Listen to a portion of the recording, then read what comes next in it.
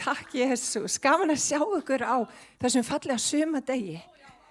Nei, ég ætla að biðja ykkur að rísa á fætur. Má ég sjá ykkur að rísa á fætur. Hvernig væri bara að lyfta upp höndum og bara þakka Guði fyrir þennan dýrðardag sem við fáum að upplifa. Drottin, ég bara lofa þig og ég þakka þig fyrir, Drottin minn, að þú ert trúfastur, Jesús. Við elskum þig og við veljum þig, Drottin, og ég vil þakka þig fyrir þennan yndislega dag. Þakka þér fyrir, Drottin, að fá að koma í hús þitt, að vera í kringum fólk sem er elska, Drottin minn. Ég þakka þér fyrir alla blessanir þínar, Drottin. Og ég bið, Drottin, fyrir þessari samkomu, ég bið fyrir hjörtum okkar, við mættum opna okkur fyrir því sem að þú ætlar að gera hér í dag, Jesús. Að við mættum leggja allt til hliðar. Allt sem að trufla okkur, allt sem að við þurfum að gera í næstu viku, við ætlum að leggja það til hliðar, Jesús. Og við ætlum að horfa til þín. Ég lyft upp nafni þínu, Jesús, því að þú ert stærri, þú ert meiri, Drottin, og þú ert skilið lofgjörð í dag í Jesú nafni. Amen. Bara velkomin að samkomu og við ætlum að lofa Drottin í dag, má ég heyra amen. Það er tækifæri til þess að lofa Drottin í dag og við ætlum að nýta þetta tækifæri. Amen. Náð, dýrlega náð. Náð, dýrlega náð, við þinn kross fullkomnað verk þitt.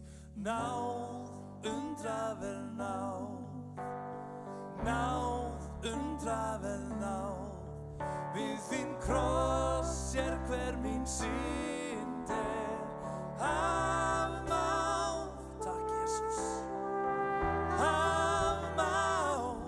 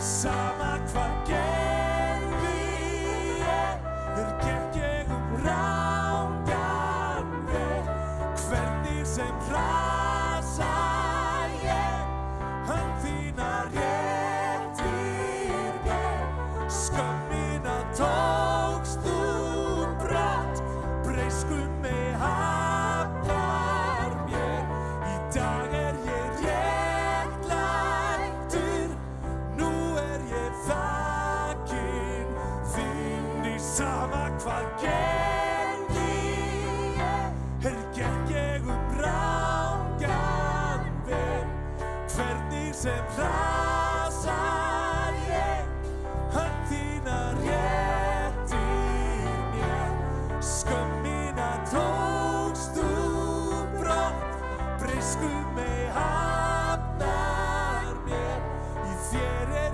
réttlættur, nú ég þakin þín í náð.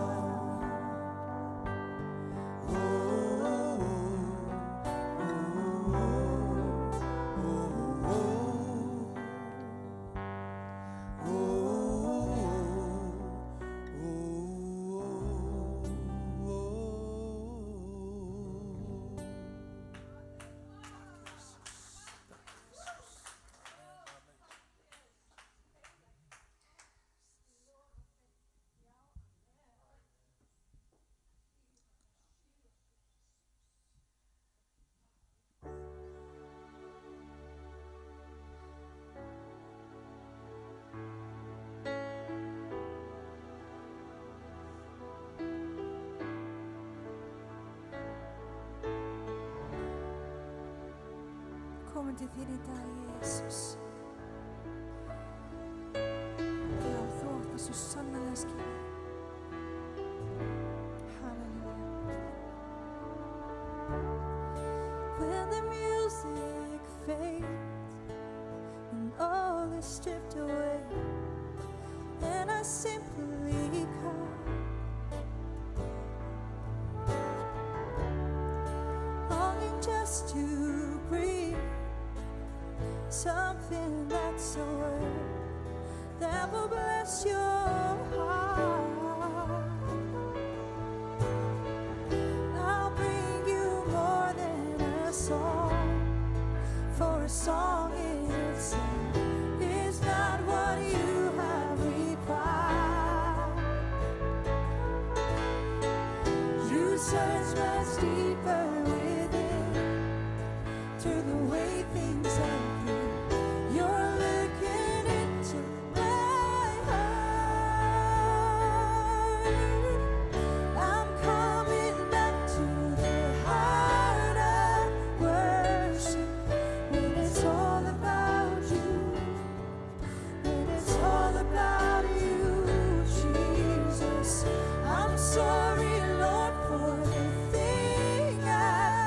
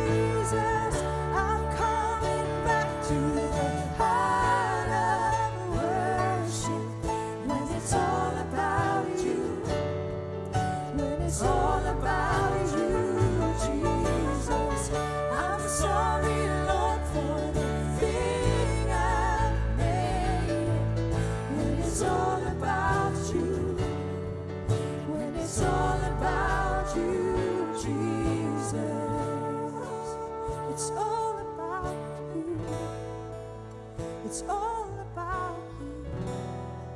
Hallelujah. It's all about you, Jesus. Sing it, Sama. It's all about you. It's all about you. It's all about you, Jesus. It's all about you. It's all about you. It's all about you, Jesus.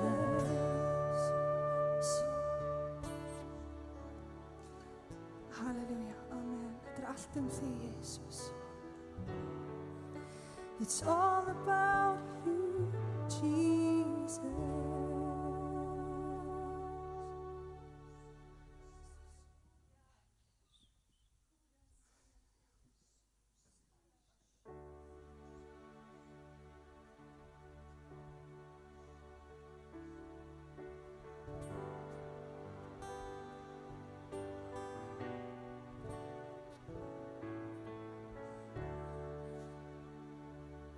Heilar Jesus.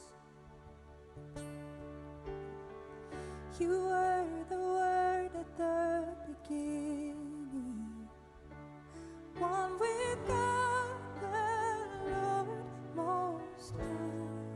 Amen. Sing your song.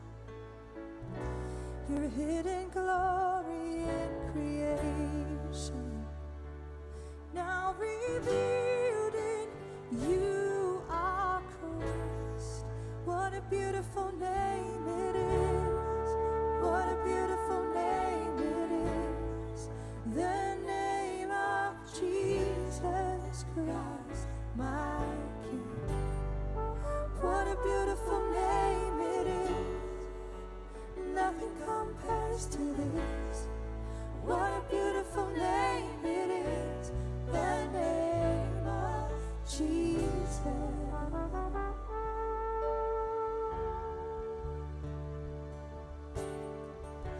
You didn't want heaven without us.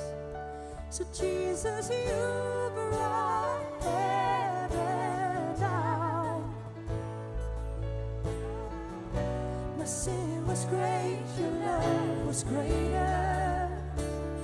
So what could separate us now? What a wonderful name it is. What a wonderful name it is. The name of Jesus Christ, my King. What a wonderful name it is. And nothing compares to this. What a wonderful name it is. The name of Jesus. What a wonderful name it is. The name of Jesus.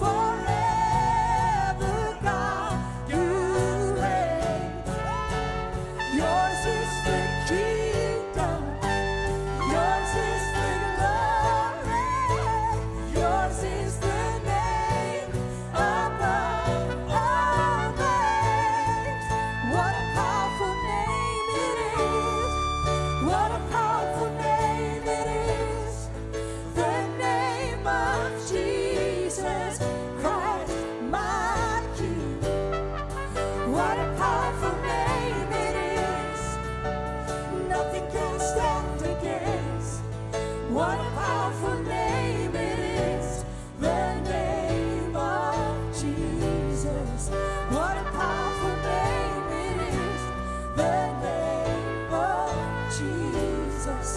What a powerful name it is, the name of Jesus.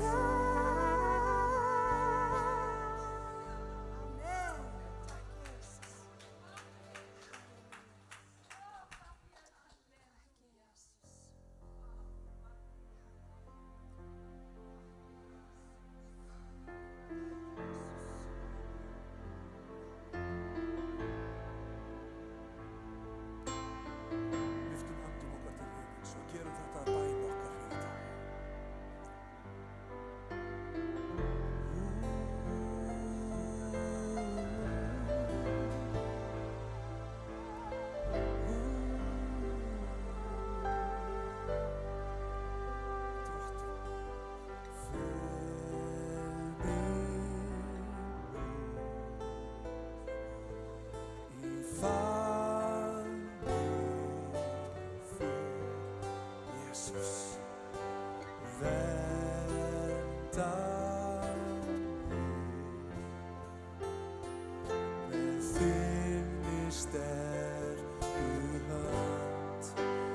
Þegar hafið rís og stormur hvín, hefur þú mig upp og gætir mín.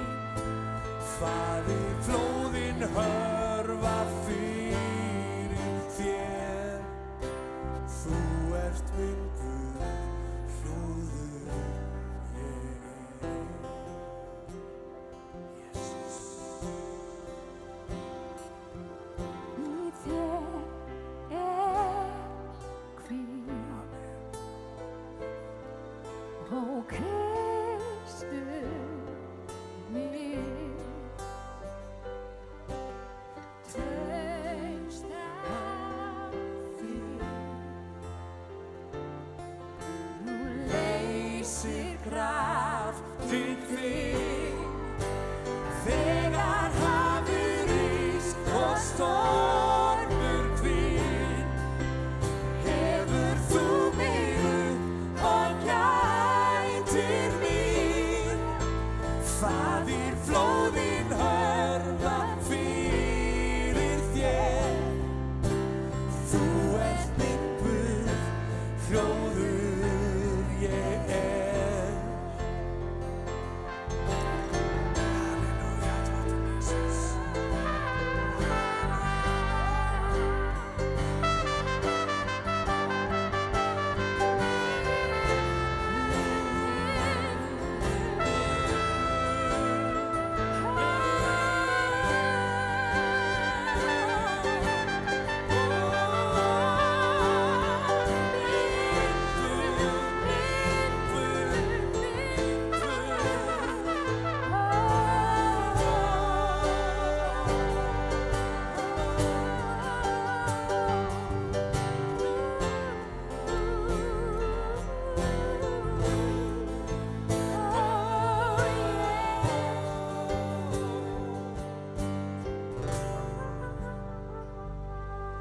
Í þér er hvíl,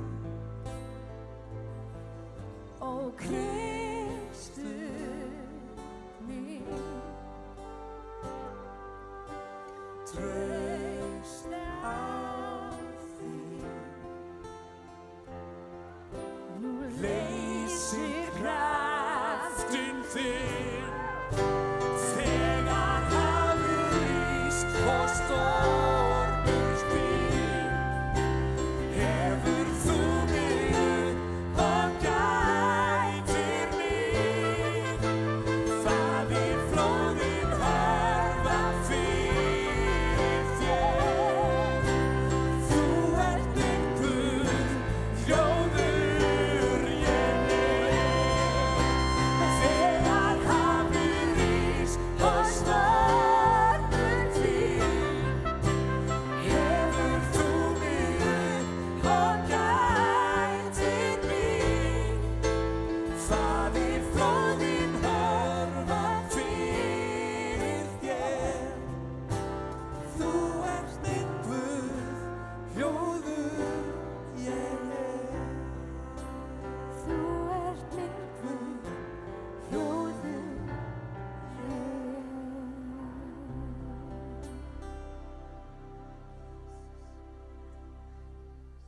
Men, takk Jesús, andi Guðs svo sannarlega hér.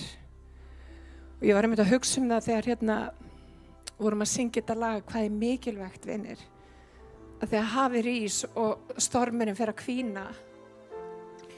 Ég hef sagt það aftur og aftur og aftur. Það ekki endilega kringumstæðurnar sem að ráða úrslitum hvert líf okkar fer. Það eru viðbrögð okkar við kringumstæðunum. Og vinir, við höfum alltaf val, við höfum val í dag. Við höfum val í dag að leita til Drottins. Og vitið það er það allra besta sem að við getum gert í kringumstæðum. Hvort sem að það eru erfiðar, snúnar, sorgmætar, hvers konar kringumstæður kunna að koma í veg okkar. Vitið það, Jesús er alltaf svarið. Og í dag að þá trúi ég því að það þarf einhver að heyra þetta í dag. Jesús er svarið. Vinir, Jesús er svarið. Og mér langar bara til þess að biðja ykkur akkurat núna bara að loka augunum í smá stund. Og bara sjá hann fyrir ykkur, það sem hann deyr á krossinu fyrir mig og þig. Og Biblían kennir að hann bar allar heimsins byrðar á herðunum. Hann bar mína og þína byrði. Og vitið okkur hann gerði það til þess að við þyrftum ekki að bera þær. Og það segir í orðið þínu, varpið öllum áhyggjum yfir á mig, því ég ber umhyggju fyrir ykkur. Og meðan við lokum augum og sjáum hann fyrir okkur á krossinu það sem hann leið og þjáðist fyrir okkur. Gefum honum líka byrðir okkar. Hann er búinn að vinna verkið. Á Jesús, ég bara þakka þér fyrir verkið á Golgata krossi. Ég þakka þér fyrir að við erum réttlætt í dag.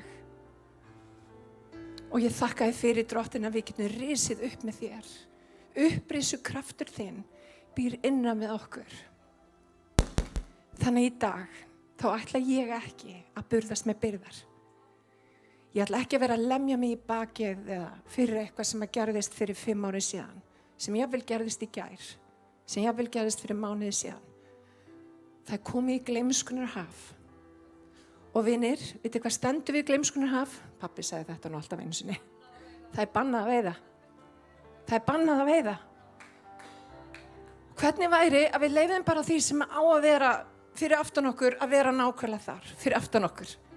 Það er bannað að veiða. Og það er fólkinni sem að þarf að fara að hætta að veiða. Þið megi alveg fara að sérst að veiða, en bara ekki. Þið vitið hvað ég er að meina. Þannig í dag, hættum að veiða.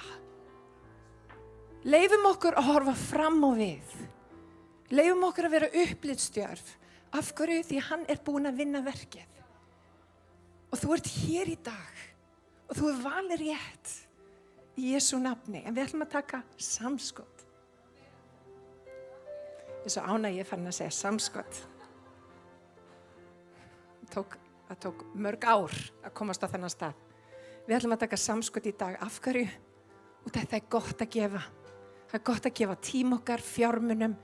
Vitið það, Jesús elskar og blessar glaðan gjafara. Af hverju? Út af því hann var glaður gjafari. Hann var alltaf út allt að gefa og bara gaf á tíma sínum. Og af hverju skiptir þetta máli? Út af því að Guð á þetta allt saman. Og bara það að standa hér í dag að vera með heilsu, þetta er Guð að þakka. Og það bara minnsta sem ég get gert er að blessa Guðs ríkið. Svo langar mér líka bara að nefna það að við blessum áframhaldandi frá okkur í Smára kirkju. Þannig að í dag gefum með gleði í Jesú nafni. Amen. Amen.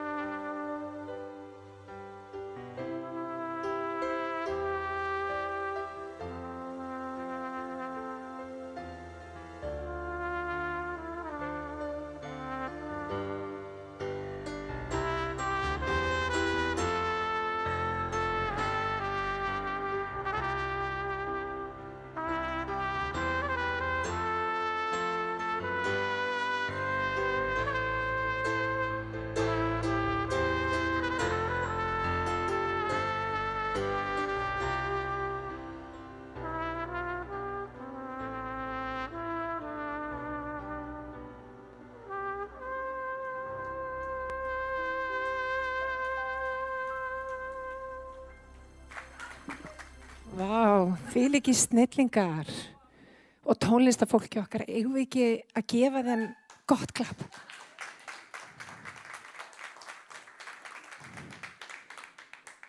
Mér langar til þess áður en við tökum við Ron sem ætlar að tala hérna til okkur eftir.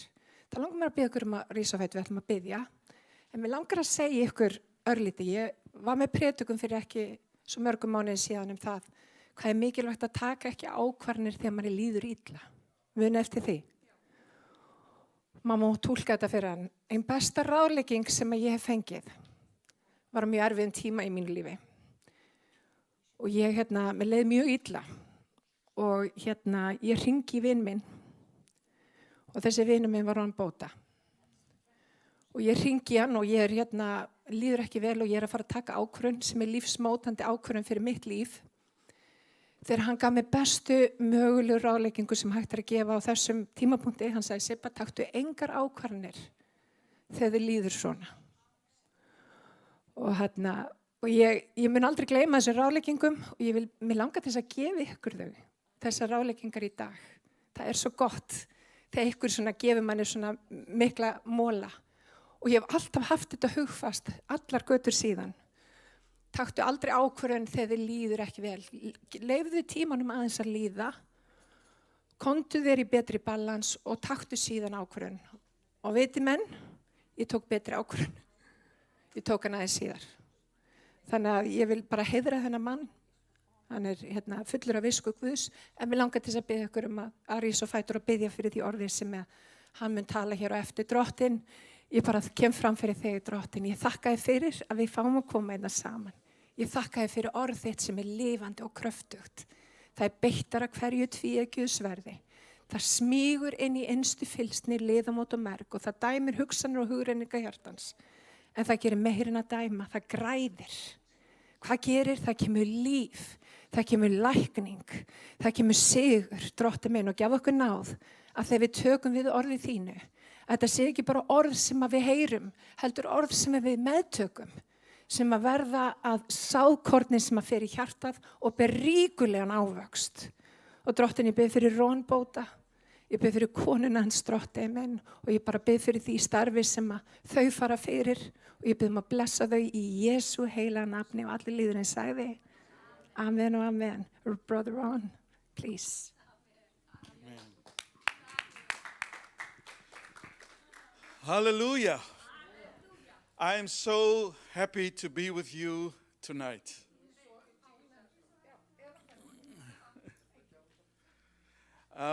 I first of all just want to honor my friends and colleagues in the ministry, Sipa and Ali. Mér langar til þess að bara heiðra vini mína og samstarfsmenn í Guðsríkinu, Sipa. And we've known each other for many years. Við höfum þekkst í nokkur ár.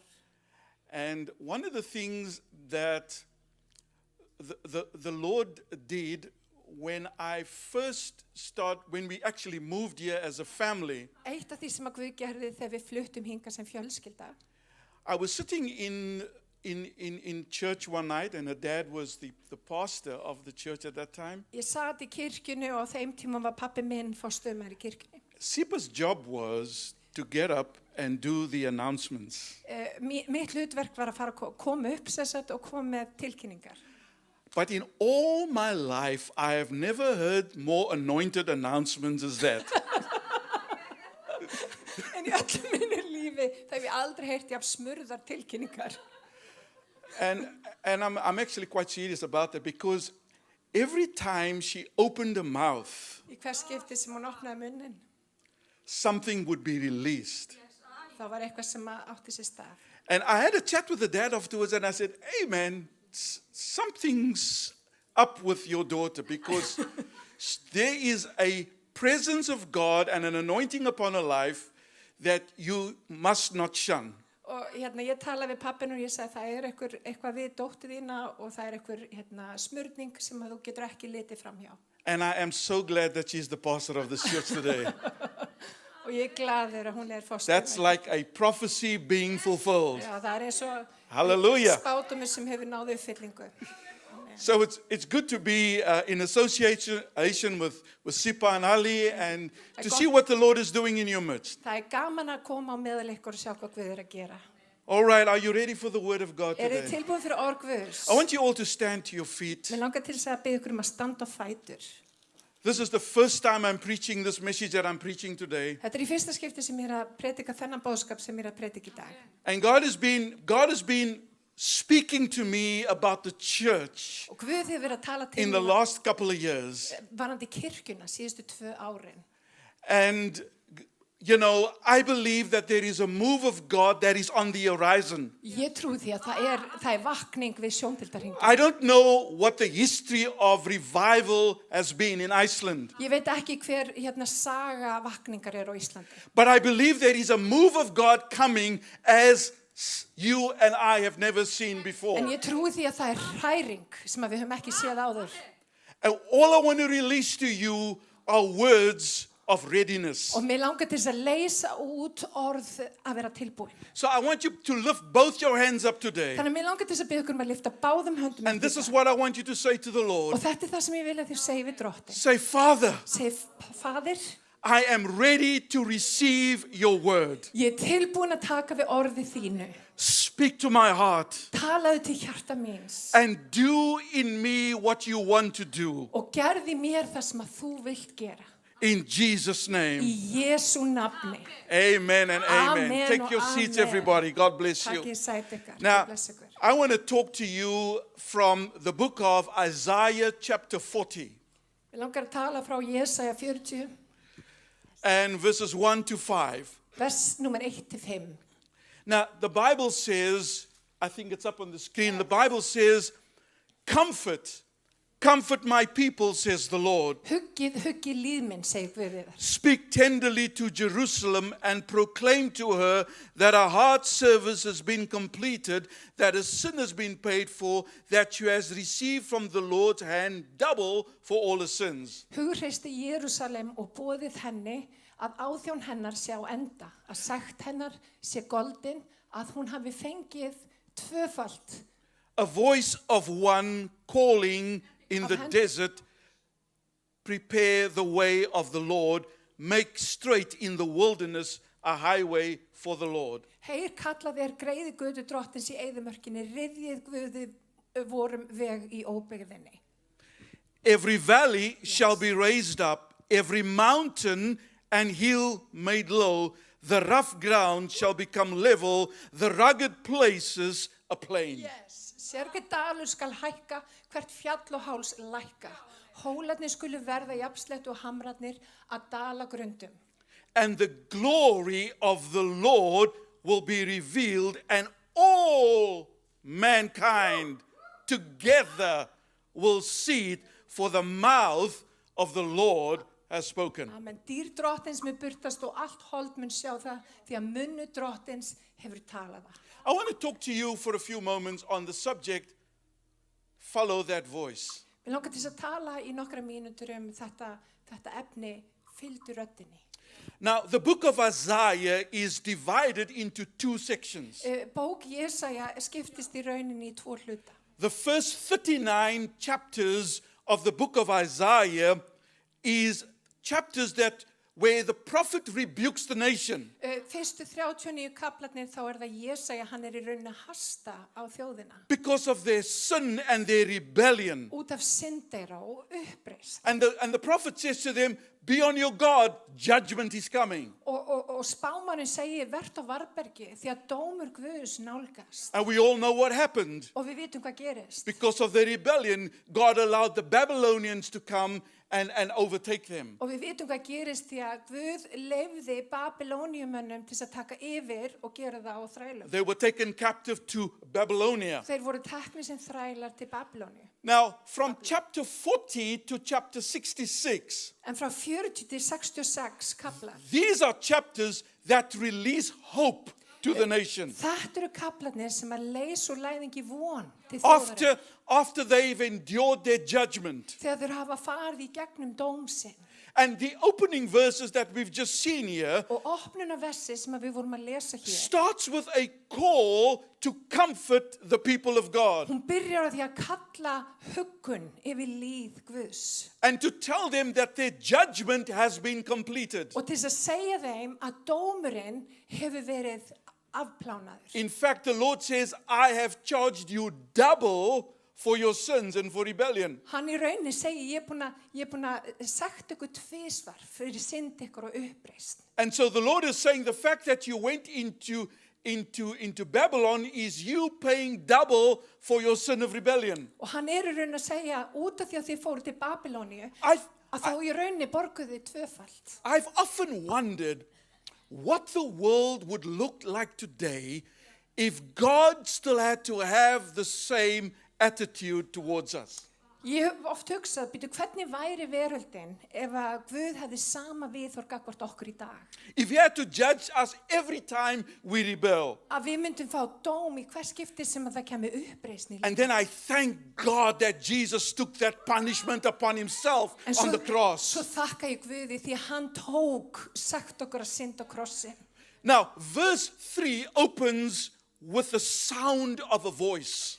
Vers 3 opnast með þessa gleði rödd.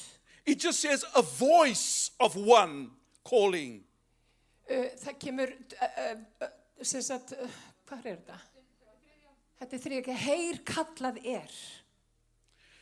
It doesn't say whose voice this is. Það stendur ekki hvaða rödd þetta er. It says the voice of one calling. Það segir, rödd eins kallar. It's as if the person behind the voice is not important. Það er eins og manneskjan bak við röddina skipti í rauninni engu máli. What's important here is the message that voice is trying to convey. Það sem að skipti máli hér er boðskapurinn sem að röddin er að flytja. It's a message on time. Það er sem sagt, boðskapur sem er In tímanlegur. fact, it's the first time such a message is delivered. Þetta er í rauninni fyrsta skipti sem þessi boðskapur er fluttur. I used to think that this was a voice in the desert. Ég hef stundum haldið að þetta væri í rauninni röddin But- í óbyggðunum. But that's not the way the sentence is constructed. En þetta er ekki, þannig er hún ekki uppbyggð þetta vers. It was an urgent voice, and this is what the voice said. Þetta var sem sagt, áhrifarík rödd, en röddin sagði þetta. The voice said, in the desert, prepare the way of the Lord. Röddin sagði í Hallelujah. eyðimörkinni, gjörði veg fyrir drottin. Hallelujah. In other words, right there where you are, prepare the way of the Lord. Þannig að nákvæmlega þar sem að þú ert, byrjaði að gera veg fyrir drottin. In your dry place, Það sem að þú ert jafnvel á þurrum in stað. your broken place, Það sem að þú ert jafnvel á brotnum in stað. your barren place, Það sem að þú ert jafnvel ekki að in upplifa your neitt. sinful place, Jafnvel það sem að þú upplifir synd. in your religious place, Það sem að þú ert í rauninni farin. in your self-righteous place, Jafnvel í þinni eigin, sjálfsréttlæðningu. in your place of pretense, Jafnvel þegar þú ert jafnvel að búa in your eitthvað til. place of hypocrisy, Jafnvel þegar þú ert í rauninni in your place of í pain, tvískinningu. Jafnvel þegar þú ert í in your sársauka. angry place, Jafnvel þegar þú ert reiður. in your fearful Jafnvel place. þegar þú ert óttaslegin. Whatever your place represents tonight, prepare the way of the Lord. Hvaða stað sem að þú kannt að vera á í kvöld, gerðu veg fyrir drottin. The Lord wants to visit you right there where you are. Guð vill heimsækja þig þar sem að þú ert akkurat núna. Sometimes we think that we first have to clean up our act and get into a better place. Stundum höldum við að við þurfum að taka til og komast á okkur betri stað. But the Lord wants to visit you where you are. En Guð vill að hann vill koma í heimsókn til þín þar sem að þú ert. I have news for you. Og ég hef góðar fréttir. The Lord's coming to your place. Guð er að koma á þinn stað. Hallelujah. Amen. Now, the idea that is conveyed in this passage Það sem að gerist í þessum boðskap, í þessum messum, is the idea, if you cast your mind back to 2,000 years ago, Ef þú fer bara tilbaka 2000 árum, fyrir The- 2000 árum, the world looked very different to our world today. að þá var veröldin bara allt öðru en hún í dag. The world was full of kingdoms Hún var and full- kings. Hún var full af litlum kongum og konungsringum hingað og And þangað. when a king wanted to travel to a different place, Og þegar konungurinn, hann vildi ferðast til annar stað, he would send a forerunner ahead of him. þá sendi hann einhvern fyrir sig. This person was somebody who would look at the road that the king was about to travel. Og þetta aðili sem að fór og hann skoðaði þann veg sem að kongurinn myndi síðan fara. And it was his job to ensure that the road for the king was smooth. Og það var hans hlutverk að sjá til þess að vegurinn væri beinn fyrir konungin. Now, the road was almost always was never smooth. Og vegurinn bara var aldrei alveg beinn. And so it was the job of this forerunner to make sure that all the high places came down, all the valleys came up, Þannig að það var í rauninni hlutverk hans að gera það verkum að dalirni fóru niður, dalirni fóru upp og hæðirna niður, gera vegur slétta. and that the king had easy passage to his place of destination. Þannig að konungurinn ætti mjög auðvelt með að ferðast frá A til B. Hallelujah. Amen. But you know, in this passage, we are not told to prepare the way of a king. En í þessum versum þá erum við ekki beðin að gera veg fyrir konungin. We are told to prepare the way for the Lord. Við erum beðin að gera veg fyrir drottin. And this idea of preparing the way of the Lord is so vital. Og þessi hugsun svo mikilvægt að búa til veg fyrir drottin. When I looked at this passage this week, I said, oh God, why did I miss this all these years? Þegar ég var að horfa á þennan boðskap og þessi vers í vikunni, hvernig gat þetta farið fram hjá mér, hugsaði ég. You know, John the Baptist came many years later and he saw himself as that forerunner. Jóhannes skýrari var einmitt sá sem að koma á undan og gjörði veg fyrir Jesú. And they asked him, who are you? Og þeir spurði hann, hver ert þú? Who are you? What is your name? Hver ertu, hvað heitirðu? And all he said, I am the voice Og hann sagði, of one calling out, ég rödd hrópandans. prepare the way of the Lord. Gjörði veg fyrir drottin. He didn't come to you in his Armani suit. Hann fór ekki, sorry, He didn't come in his Armani suit. nei, hann kom ekki í Armani jakkafötum. Or his $3,000 takkies. Eða bara í einhverjum rosalega flottum sko. He was a nobody. Hann var enginn. And that's the problem with the church today. Og það vandi kirkjunar í dag. Everyone in leadership in the church wants to be exalted. Allir sem í leiðtóðstöðu vilja komast herra. You know, look at church like a seesaw. Sjáum eins og vegasalt.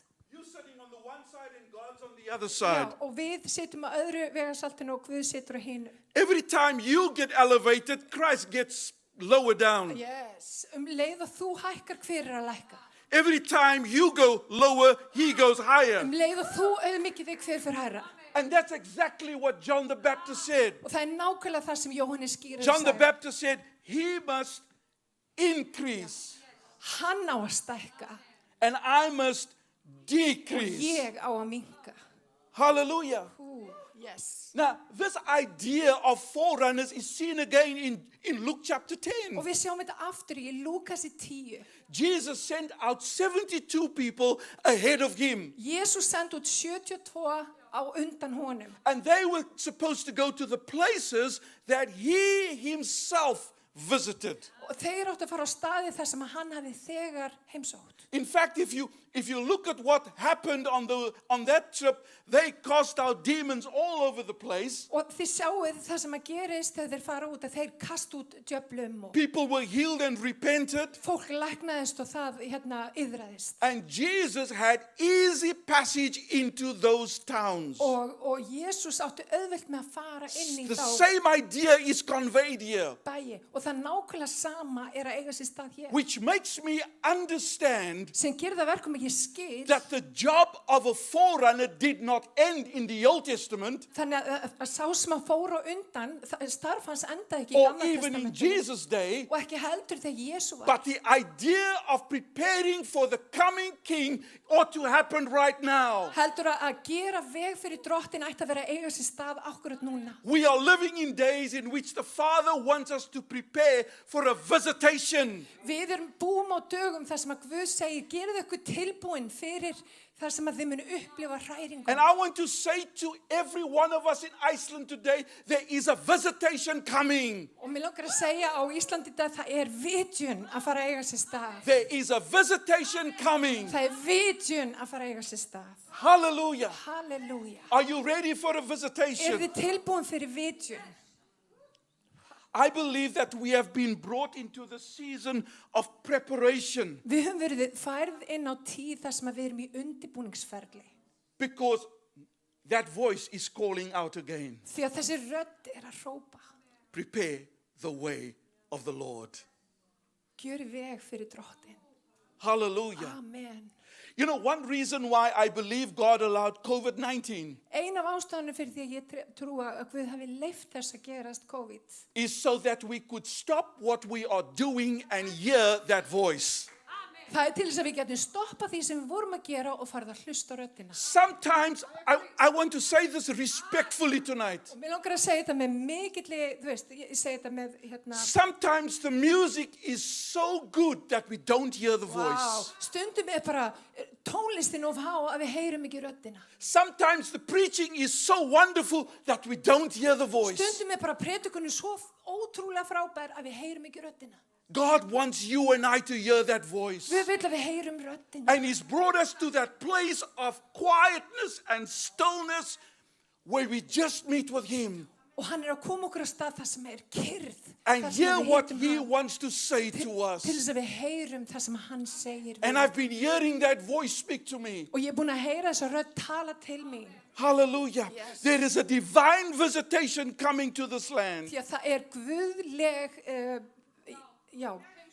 heimsókn að fara að eiga sér stað. Thank you. Now, verse 5 talks about the extent to which God wants to visit us. Og í versi 5 þá stendur til hvers og hann vil heimsækja It okkur. says the glory of the Lord will be revealed. Dýr drottins mun birtast. Do you have any idea what will happen when the glory of the Lord is revealed? Hafið þið einhverju hugmynd hvað gerist þegar dýr Guðs birtist? Do you know that when the glory of the Lord is revealed, there is no flesh that is manifest and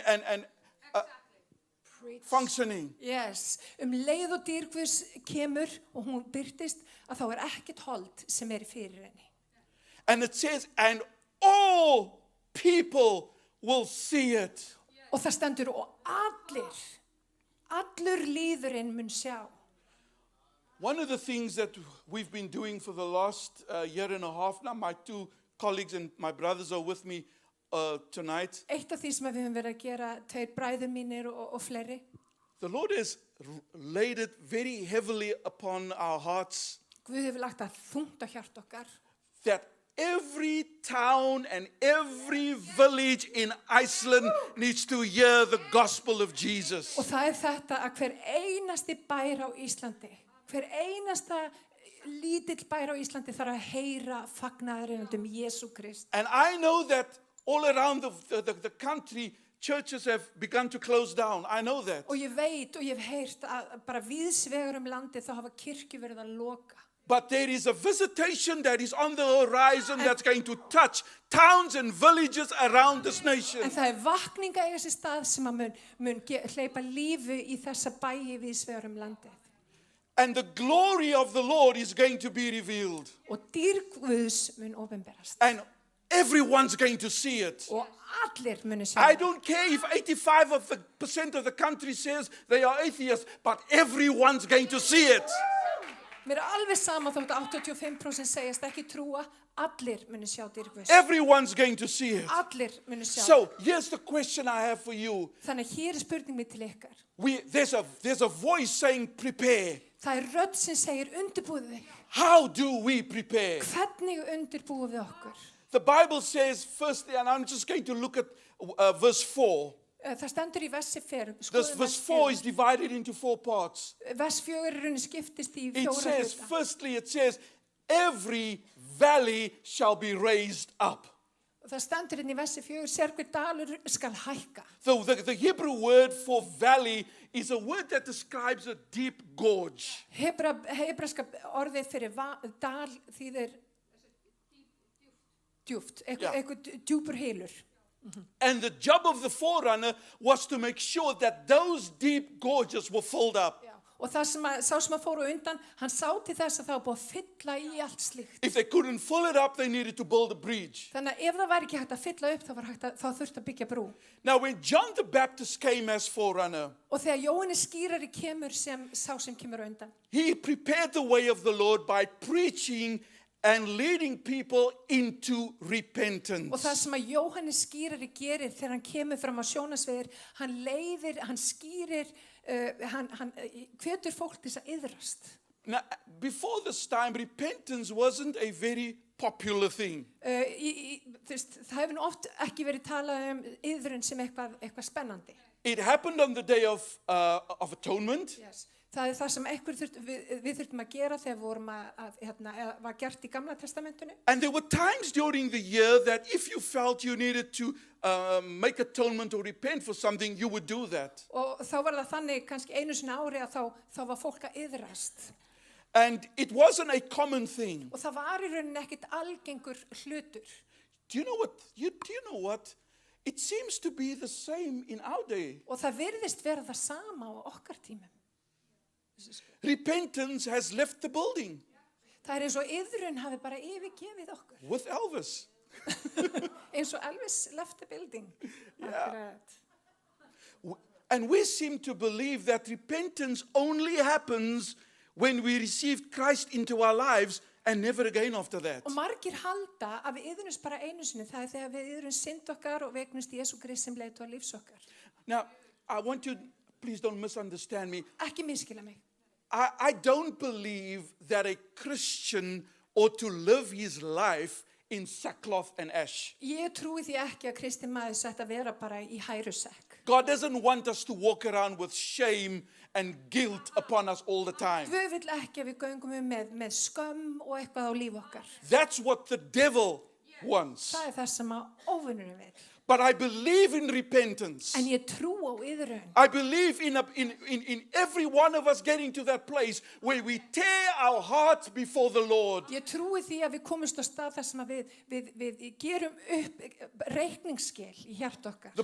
Ezra the prophet said to the people one day, he said, don't tear your garments, which was a practice in the Old Testament. He said, tear your hearts. Spámanni sagði ekki rífa föt ykkar, rífi hjart ykkar. God wants us to tear our hearts before him. Guð vill að við gerum reikningsskil í hjart okkar. Because so many of us, Því að so margir many okkar. of those deep gorges, Því að margir af þessum dölum, those things represent the hidden things that nobody sees in our lives. þau hafa í rauninni þá þýðingu þessar hluti sem enginn sér í líf okkar. And God wants to bring those things up Og Guð vill bara hreinlega að það sé fyllt í so that he can have a smooth path Þannig to hann travel on hann and to visit us. hann geti haldið áfram göngu sinni. Hallelujah. Amen. John the Apostle makes a point by saying this. Jóhannes segir, John the Apostle, 1 John, he says that if we say we have no sin, we deceive ourselves. ef að við segjum að við séum án syndar, þá svíkjum við sjálf okkur. And the Stendur í. truth is not in us. Og sannleikurinn ekki hluti af okkur. But if we confess En our ef sins, ef við játum syndar, he was not speaking to unbelievers. hann var ekki að tala þá sem væri vantrúaðir. He was speaking to the church. Hann var að tala til kirkjunar. And he said, if we confess our sins, Ef við erum tilbúin að játa syndir okkar, he is faithful and just, þá hann trúr og réttlátur. will forgive us our sins, Og hann mun fyrirgefa okkur syndirnar. and will cleanse us from all Og hann mun unrighteousness. hreins okkar af öllu óréttlæti. Oh, my brother and my sister, I pray that all over Iceland repentance will return to the house of the Lord. Þannig ég bið að allstaðar á Íslandi að þá verði aftur hvarf. God's Sem á people sér need stað to, í need to kirkju. get real with Him. Það sem að Guðs líður þarf að gera er að vera raunverulegur It's framfyrir time Guð. for the church to get back to the feet of Jesus in repentance and beg His mercy. Það tími komið fyrir kirkjuna að fara við fætur Jesú og biðja miskunn. You know, I know that so many, and I hear this from time to time, so many are praying for revival. Það eru svo margir sem að biðja vakningu og við heyrum það oft. But if you study the revivals, En ef við skoðum vakningar sem hafa gerst áður, all the genuine revivals throughout church history, allar vakningar sem hafa átt sér staði í kirkjusamhengi, all of them were characterized by deep repentance. þar hafa allar tengst djúpri iðrun. Where the church came before God, fell on their faces, and didn't get up until God showed up. Það sem að kirkjan bara auðmýtti sig við fætur Jesú og stóð ekki upp fyrir en hann mætti á svið. Hallelujah. Amen. Hosea chapter 10 verse 12 Hósea says, 10:12 stendur, it says, sow to yourselves in righteousness. Sæði réttlætis til sjálfur ykkur. Reap mercy. Uppskerið miskunn. Break up your unplowed ground. Sem sagt rífið upp óplægðan akur. For it is time to seek the Lord Því að það tími kominn til þess að leita drottins. till He comes and rains righteousness Þar til hann on kemur you. og lætur rigna réttlæti yfir þig. So every valley must be lifted. Þannig að hver dalur þarf að fyllast. God wants to lift your valley tonight. Guð vill fylla þinn dal í kvöld. God wants to lift that valley in your life. Guð vill bara fylla dalinn í þínu lífi. He doesn't want to shame you, Hann vill ekki gera þinn eina skömm til. but He wants to bless you. Hann vill blessa þig. And if you come to Him with that valley experience in your life tonight, Og ef þú kemur til hans með þessa reynslu, whatever that is, hvað sem það kann að vera, He'll fill that up. þá mun að fylla það upp. And you'll be different, you'll be brand new. Og þú mun breytast, þú verður Hallelujah. nýr. Second thing, and the second part of that verse is, every mountain and hill must be made low. Setna hluti versins, hvert fjall og háls lækka. One of the things that became grievous to God in the Old Testament Eitt af því sem hreyði hjarta Guðs í Gamla testamentinu was the things that the nation used to replace God. það voru hlutir sem að fólkið notaði til þess að í rauninni að skipta út fyrir Guð. You know, from the days when Israel wandered in the wilderness and put up this golden calf, Munið þegar Ísraelsmenn voru í eyðimörkinu og þeir gerðu líknesku. there was a succession of practices Og það voru alls konar svona, bara athafnir í kringum það. of erecting altars to foreign gods. Og það var, þú veist, það var saga það að það voru alls konar guðir. The hills around the cities and around Jerusalem Hæðirnar í kringum Jerúsalem were used as places where these altars were erected. þar voru staðirnir þar sem þessu altari voru byggð. In the Bible, they are called high places. Í ritningunni talað háan stað. And when you read the book of Kings, Og þegar við lesið konungabækurnar, you will find that when God says a king was a good king, og þegar þið lesum það að Guð segir að það hafi verið góður konungur, then immediately you will see that that king destroyed the high places. og þá sjáu þið líka að sá konungur eyddi þessum ölduru á háum stöðum.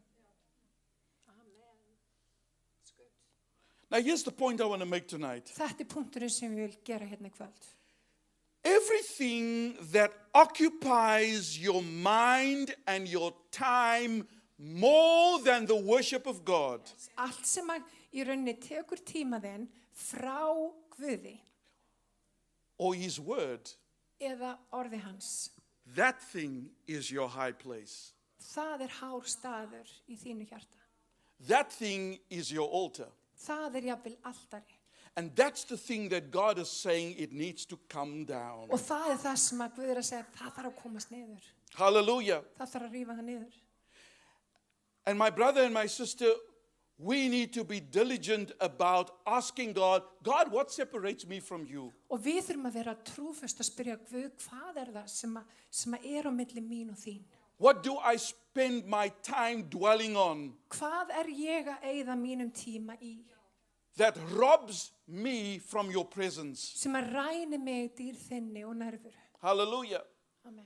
Whatever it is, Hvað sem það kann að vera, that is your high place. það þinn hárstað. I want to say to you, my brother and sister, God wants to remove high places tonight. Og mér langar að segja við ykkur, Guð vill taka niður Now look þessi what- öldur að háum stað. Look what Paul says in 2 Corinthians chapter 10, verse 4 and 5. Sjá hvað Páll segir í fyrra Korintubrefi. He says, for the weapons of our warfare are not carnal.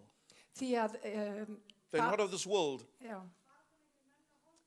Já, einmitt, baráttan ekki við menn og holdablóði. But mighty in God for the pulling down of strongholds. Yes. Það alveg stórlumir, ég þekki þetta vers svo vel. Baráttan sem við eigum í ekki við menn og holdablóði, heldur við tignir og völd, anda fyrir vonskunar í himingeimnum.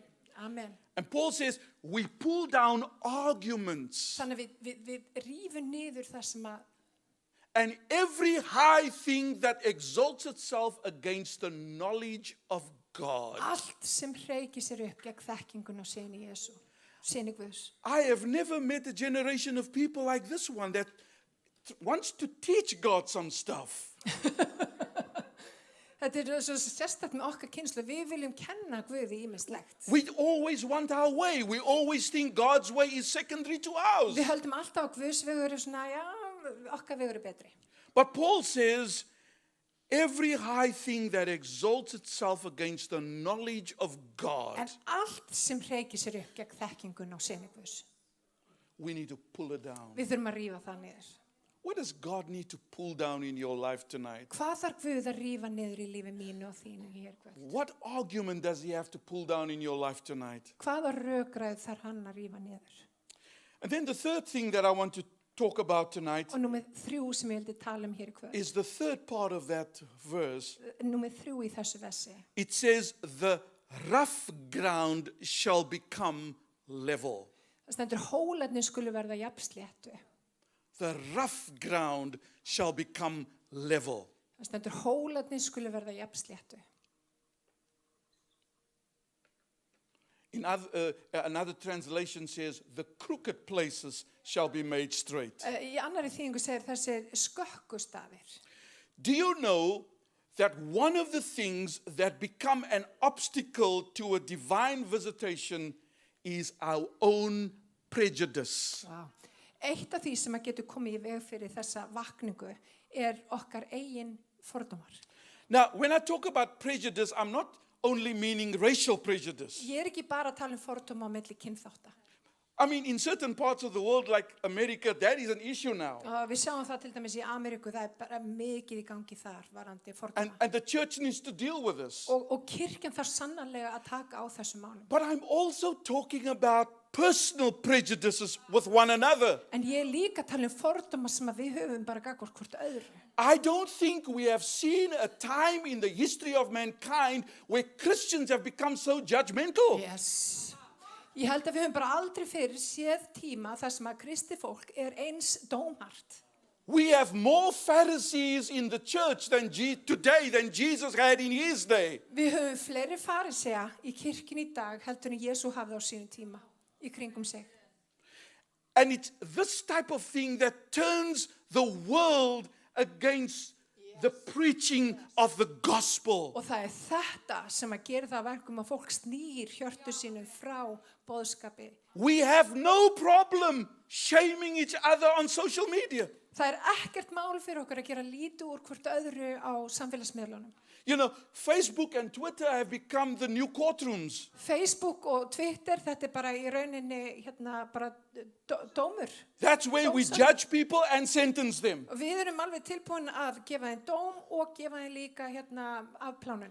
And I want to say, brother and sister, there will never be a move of God until we have learned to join hands and put aside our stupidity. Og ég að segja ykkur, það verður engin vitjun fyrir við erum tilbúin að taka til hliðar allt það sem þennan pyrringa hvort öðru og taka höndum saman. And Paul dealt with this problem in 1 Corinthians chapter 1. Og Páll talaði þetta vandamál í Korinthubréfinu. When members of the church started to align themselves with former leaders. Þar sem að fólk í kirkjunni var í rauninni að setja sig með öðrum fyrrverandi leiðtogum og slíku. And they didn't realize that God sent every single one of them with a unique gift. Og þau gerðu sér ekki grein fyrir því að hver einasti einn sem var sendur hafði einstaka gjöf. And yet some said, oh, I'm with Sipa. En sumir segir, nei, ég með Sippu. And others said, oh no, I'm with Ron. Já, og svo aðri, nei, ég með Ron. And others who say, I'm with Guga Lisa. Og ég með Guggulísu. But that's how crazy it was in Paul's day. En þannig var það á tímum Páls. But you know, we do the same today. En við gerum það sama í dag.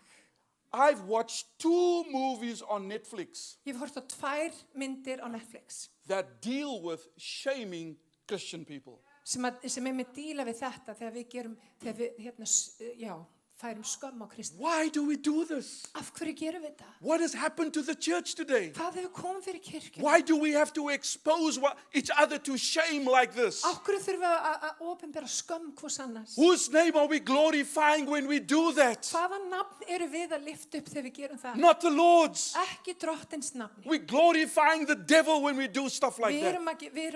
Það hlakkar í djöflinum.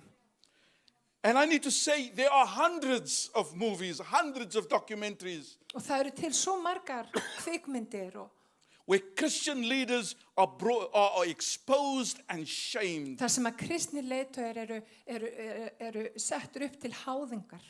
And I want to say to you, brothers and sisters, this is grievous in the sight of God. Og vitið það, þetta hryggir andagvöðs, þetta hryggir Guð.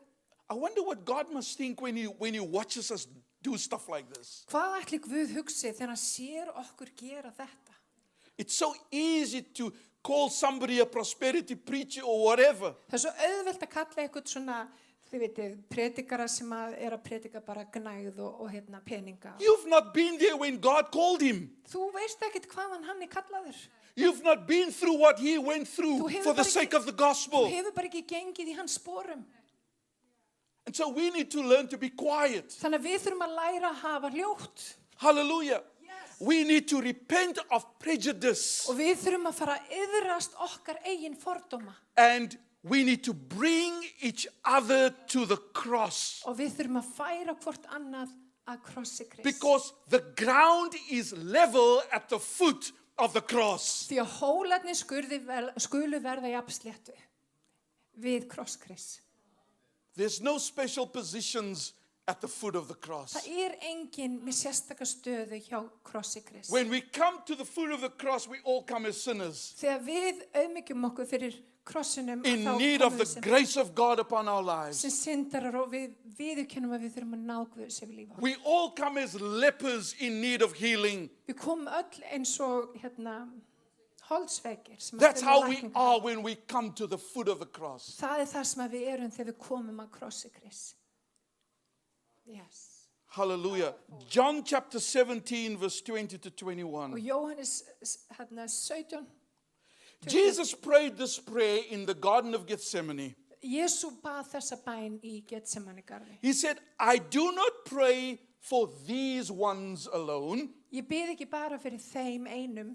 But also for those who will believe in me through their words. Heldur líka þeim sem munu trúa mig í gegnum orð þeirra. Immediately that prayer includes all of us. Og sú bæn hefur með okkur öll að gera. Now listen to the next part. It says that they all may be one. Að þau með öll verða eitt. As you, Father, are in me and I in you, eins og þú ert í mér og ég í þér. that they also may be one in us, Að þau megi líka vera eitt í okkur. that the world may believe that you sent me. Að veröldi mætti trúa að þú hafi sendt mig. I've often wondered Ég hef oft if, hugsað. if unity was established on the cross of Calvary, Ég hef oft spurt mig, var einingin byggð, upphaf einingaran, var það krossin? then why did Jesus have to pray about this in the Garden of Gethsemane? Af hverju þurfti þá Jesú að biðja þetta í Getsemani garðinum? Because Jesus knew Því að Jesú vissi that in the age in which we live, að á öldum þeim sem að við lifum á núna, that unity would have to be a virtue that we practice every single day. að einingin þyrfti að vera eitthvað sem að við stundum á hverjum einasta degi.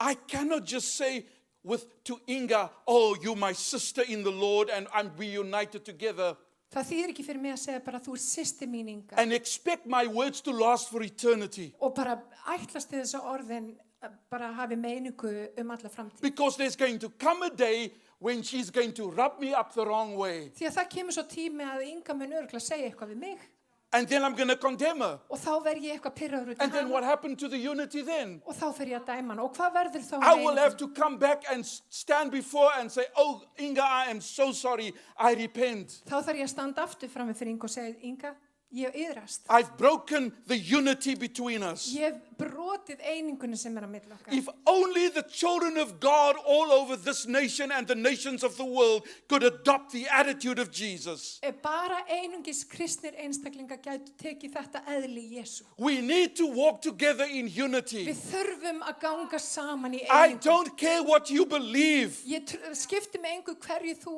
trúir. If you've trusted Jesus as your Savior, then you're part of me and I'm part of you. Ef að þú trúir á Jesú Krist sem þinn leiðtoga, þá ert þú hluta mér og ég hluta þér. I don't care how you were baptized Það skipti með engu hvernig þú var or skilur. how you take communion. Eða hvernig þú brauðsbrotningu. That means nothing to me. Það skipti mig í rauninni engu máli. But if you receive Jesus into your life En at ef þú trúir á conversion, Jesú og þú tekið við honum í hjarta þínu, then He is Lord not just of my life, but of your life as well. þá hann ekki bara drottinn minn, hann drottinn The þinn. Bible says there is one Lord and one faith and one baptism. Amen. Halleluja. Hann einn drottinn, það ein skírn og það eitthvað eitt í viðbót. So why do we want to be divided under one Lord, one faith and one baptism? Af hverju viljum við þá vera bara út allt? Þú veist, Hallelujah. af hverju erum við þá í sundrung? God wants to bring crooked places, crooked roads straight again. Hann vil gera hólana slétta. Oh, I pray that God would do this in Iceland tonight. Ég bið að Guð myndi gera þetta á Íslandi í kvöld. That He would, that there would be reconciliation along denominational lines. Að það mætti vera leiðrétting og fyrirgefning á milli kirkjudeilda. That we would start repenting to one another. Að við mættum iðrast gagnvart hvort öðru. And we would be settling matters before God. Að við mættum gera útkljá okkar mál. Bible frammi fyrir says, Guði. how can two walk together unless they agree? Hvernig geta tveir menn gengið saman nema þessu saman? And we need to begin to walk together Og við þurfum að ganga saman. so that the glory of God can come into this nation. Þannig að dýr Guðs getur við opinberast. I've got one more thing to share with you. Einn hlutur í viðbót. Hallelujah. And the fourth thing that he talks about, he Fjórði says hluturinn that the rugged places must become smooth. að hamrarnir, já, verði sléttir líka. And this is the final thing I want to deal with tonight. Og þetta að lokum sem mig langar að díla við hérna í kvöld. I want to talk about our relationship to the Word of God. Og það hefur með samskipti okkar við Biblíuna. What the world needs today is a revival of the Word of God. Það sem að fólk þar núna er vakning gagnvart orði Guðs. Dwelling in the hearts of men. Að orðið fá að dvelja í hjarta okkar. Yes, the Word of God must dwell in your and my heart. Orðið þarf að dvelja í mínu og þínu hjarta. Church, we need to get back to the Bible. Við þurfum að fara að lesa ritningarnar. It bothers me greatly Það truflar mig mjög that we can boast about the number of years that we are saved. Að við getum jafnvel hreykt okkur af öllum þessu árum sem að við höfum verið frelsuð. Yet if we are asked to find the book of Chronicles, we wonder what testament it is in. En þegar við erum beðin að fara í krónikubók, við höfum bara ekki hugmynd. Wow. Why has the word of God become the most neglected thing in the life of the Christian? Hvernig stendur á því að orð Guðs í rauninni það sem að hefur alltaf bara einhvern veginn færa vanta? And we easily quote men, Og við vitnum mjög oft í fólk. but we are weak to make reference to the word of God. En við eigum miklu erfiðara með því að komið tilvitnun á orðinu. Because we don't know what the Bible says. Því að við þekkjum ekki rétningarnar. And I don't mean memorizing scriptures and where they are, Og ég ekkert að segja að við þurfum að muna alla rétningarnar. but Eða at hvað least það er. remembering that the Bible says so. En við erum að vita hvað Biblían segir. Even if I can't find it now, I know the Bible says so because I've dealt with it. Ég veit að Biblían segir þetta því ég hef dílað við það. We need more believers like that today. Og við þurfum fleiri trúaða sem hafa þetta. To stand up for their God and stand up for their faith and says, oh no, this is what the Bible says. Að standa fyrir Guð, að standa fyrir trú sína. Og þetta er það sem Biblían segir. And that is why the church is being infiltrated with all kinds of stuff. Og þess vegna kemur í kirkjuna alls konar. Because we do not know what the Bible says. Því að við höfum bara ekki hugmynd hvað Biblían segir. And my brothers and my sister, I want to say to you, Bræður og systur, ég vil segja við ykkur. God's desire for your life Guðs ástríða gagnvart ykkur. is that His word dwells richly in your heart. Að orð hans lifi í lífum ykkar með ríkulegum hætti. Colossians chapter 3 verse 16. Í Kólusabrifinu 16. kapla. Let the word of Christ dwell in you richly Láttu orð Guðs búa í hjarta þínu ríkulega. in all wisdom, Með allri visku. teaching Að and kenna. admonishing one another. Correcting one Já. another. Leiðréttið hvort annað. In psalms Já, með söngum. and hymns Með sálmum. and spiritual songs, Og andlegum söngum. singing with grace in your hearts to the Lord. Syngi með náði hjartanu gagnvart Guði. We need to become people of the book again. Við þurfum að vera líður bókarinnar. And this is what I want to say. Og þetta er það sem ég vil segja. The heart condition of every Christian Hjarta hvers kristins einstakling can be determined by their relationship to the Word of God. getur ákvarðast af þeirra samskipti við bókina. I want to say that again. Ég ætla að segja það aftur. The heart condition of every Christian Hjarta hvers kristins einstaklings can be determined by their relationship to the Word of God. ákvarðast af sambandi þínu sem þú átt við Biblíuna.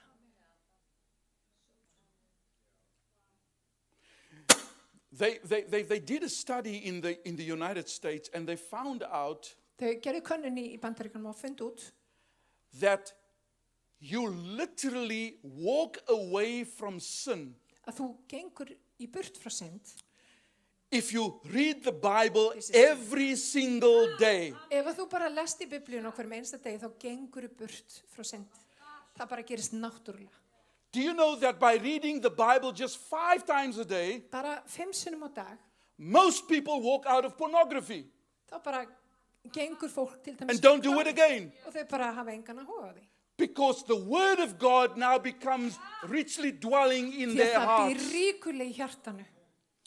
All the stuff that we deal with, those secret things we deal with, if we read the Bible every day, Hluti sem við höfum á leyndum stöðum, ef við bara lesum, by God's grace, we will walk away from those things. þá förum við bara ósjálfrátt I að know- ganga burt frá hlutum. I know in my life when I'm struggling with stuff, Og ég veit að í mínu lifi, ef ég er að ströggla, when I read the Word of God, þegar ég fyrir bara að lesa when I orðið, spend time in the Word of God, þegar ég eyði tíma í He orðið, gives me the grace to deal with all of those things. þá gefur hann mér náð til þess að díla við alla hluti. Because the Bible describes the Word of God as pure water that washes your life. Því að Biblían talar þetta sem lifandi vatn. Og hvað We gerir vatnið need a það? revival of the Word of Það God. hreinsar. Við þurfum nefnilega, Við þurfum vakningu orgvöðs. Listen, we need to, as Christians, bring our Bibles with us to church. Og við þurfum líka að koma með biblíuna og sangum.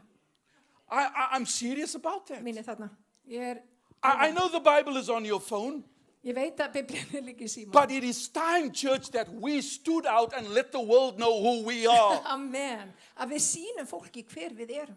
I don't care who sees me carrying my Bible, but I will carry my Bible. Skiptir mig engu máli hver sér mig bera biblíuna mína. Ég When I, mun bera mína biblíuna. when I go to prayer meeting on a Friday night, my Bible goes with me. Þegar ég fer til dæmis á bænastund, ég bara I tek pass people on the way and they look at my Bible and I don't care what they say, but my Bible is going with me. og hver sem ég fer á, þú veist, á leiðinni á kirkju, þá bara fer biblían mín með mér. Because the thing that has given me the most encouragement in these days is the Word of Því God. að mesta hvatning sem ég get fengið er þetta orð. I want to say to you tonight, Þannig ég vil segja við því hvað. let us get back to the Bible. Förum aftur til biblíunar.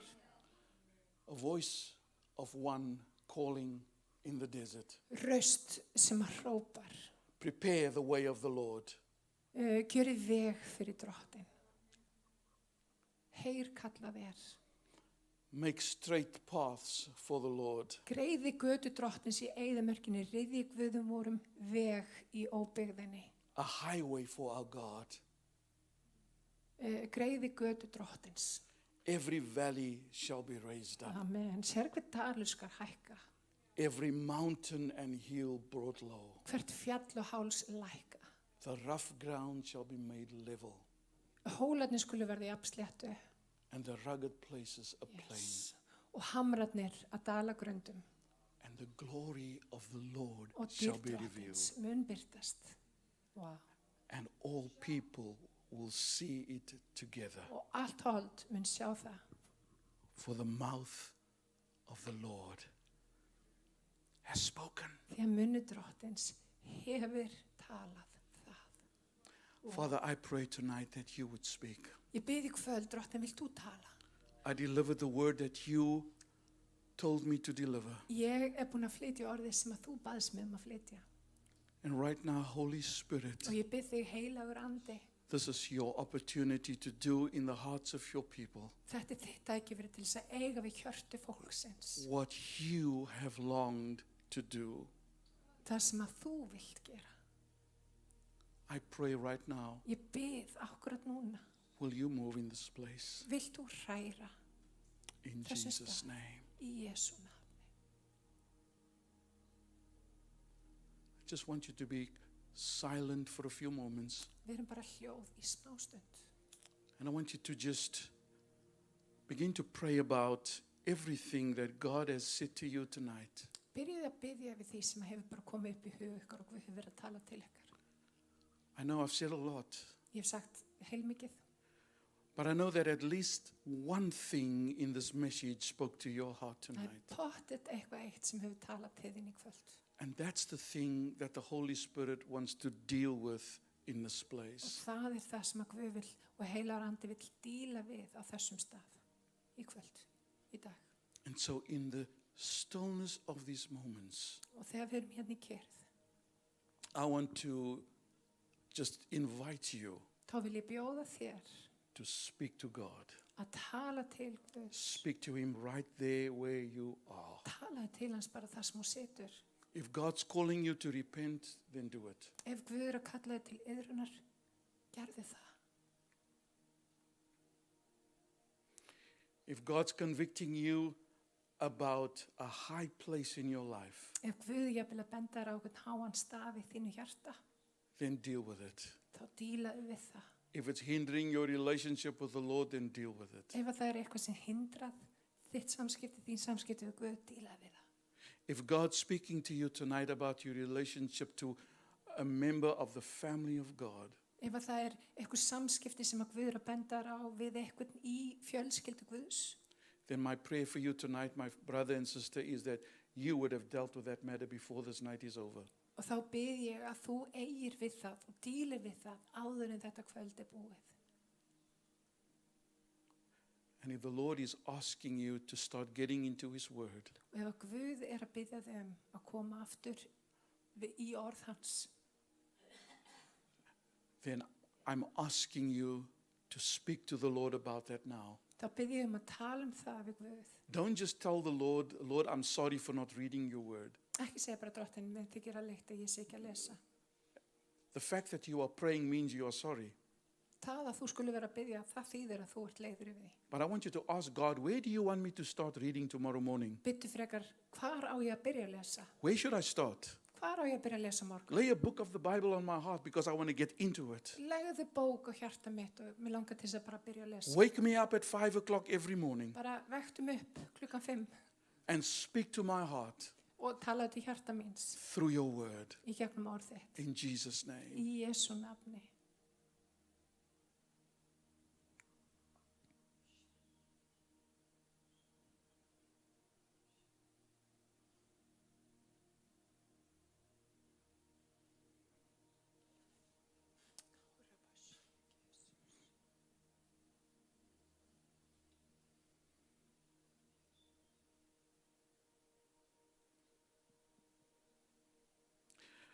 Now, Lord, I thank you for this atmosphere of holiness.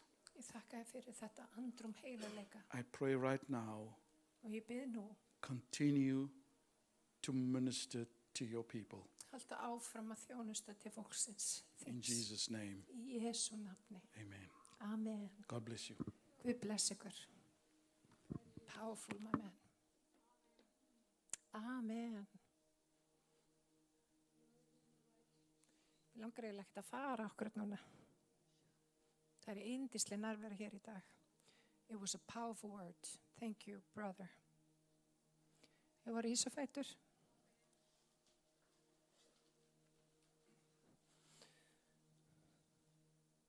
Ég veit að við erum búin að tala til eins og sérkvæs hér í kvöld. Ég bara veit það. Hann hefur talað margt til hjarta míns núna og ég ætla að leita Guðs með það. Eitt af því sem við þurfum að gera er bara gefast Guði. Og mér langar til þess að biðja okkur bara að lyfta upp höndum okkar, veistu, okkur bara öll hérna saman og gefumst Guði og segja bara drottin, verði þinn vilji. Og drottin, við ætlum að bara fara eftir því sem að þú vilt, drottin Jesús. Ég ætla að leggja mínar pælingar til hliðar. Og ég ætla að taka visku þína og leyfa henni að verða visku minni. Og drottin, ég bið fyrir einum og sérkvern hér í dag. Ég bið drottin minn að þú leysir okkur. Að við mættum hafa eyra sem heyrir. Að við mættum gera veg. Að við mættum gera veg. Hárabasíak, Jesús. Og allt sem hreykir sér upp gegn þekkinguna Guði. Allt sem hreykir sér upp gegn þekkinguna sinni Guðs. Það skal brotið á bak aftur í Jesú nafni. Hárabasíak. Og þú óvinnur, þú færð ekki vinningin. Fólk mun upplifa Jesús sem aldrei fyrr á Íslandi. Hárabasíak, Jesús, halleluja. Og mætti vakningin byrja hér.